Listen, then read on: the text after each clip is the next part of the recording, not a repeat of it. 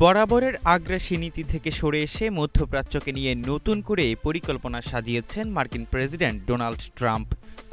সম্প্রতি প্রকাশিত ট্রাম্পের মার্কিন জাতীয় নিরাপত্তা কৌশলপত্রে উঠে এসেছে বিভিন্ন সব পরিকল্পনার কথা, যেখানে নিজেদের পুরনো খেলা ছেড়ে নতুন করে খেলায় মেতে ওঠার গল্প শুনিয়েছেন ট্রাম্প। নতুন এ পরিকল্পনায় উপসাগরীয় আরব রাষ্ট্রগুলোর পাশাপাশি তুরস্ক, সিরিয়া নিয়েও নিজের দৃষ্টিভঙ্গি পরিষ্কার করেছেন মার্কিন প্রেসিডেন্ট। ট্রাম্প জানান, গত এক শতাব্দী ধরে মার্কিন প্রশাসন মধ্যপ্রাচ্যকে তার পররাষ্ট্রনীতির সবচেয়ে গুরুত্বপূর্ণ অবস্থানে বিবেচনা করেছে। অঞ্চলটির জ্বালানি সক্ষমতা ও ভৌগোলিক গুরুত্বের কারণে বৈশ্বিক আধিপত্যের খেলায় মধ্যপ্রাচ্য ছিল মার্কিন নীতির অন্যতম স্তম্ভ। তবে ইরানের প্রভাব কমে আসার কারণে এখন আরব দেশগুলোকে নিয়ে নতুন করে খেলতে চাইছেন ট্রাম্প। এর জন্য গণতন্ত্রকে আর গুরুত্বপূর্ণ বলে মনে করছে না ওয়াশিংটন। জীবন অবাক না করলে কে করবে? 28% মিল্ক ফ্যাটের অবাক করার সাথে ফ্রেশ মিল্ক পাউডার। জীবন অবাক করুক প্রতিদিন। যুক্তরাষ্ট্র মনে করছে মধ্যপ্রাচ্যকে সংকট নয়, বিনিয়োগের নতুন অংশীদার হিসেবে গড়ে তোলাই হবে মূল লক্ষ্য। এমনকি ওয়াশিংটন আর বিদেশে সামরিক হস্তক্ষেপ বা সরকার পতনের অভিযানে জড়াবে না।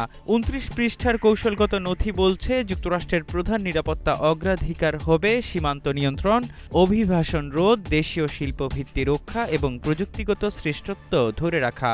এর পাশাপাশি পশ্চিম গোলার্ধে মার্কিন প্রভাব পুনঃস্থাপনকেও সর্বোচ্চ গুরুত্ব দেওয়া হচ্ছে।